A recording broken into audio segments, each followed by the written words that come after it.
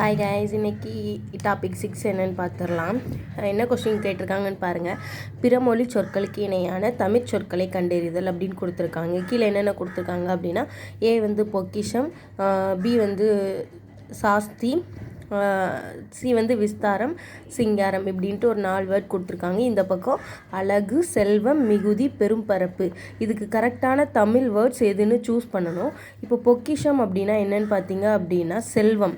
So பொக்கிஷம் அப்படிங்கிறது செல்வம். சாஸ்தி அப்படின்னா ஜாஸ்தி, அந்த மாதிரி சொல்லுவோம்ல நம்ம, மிகுதி.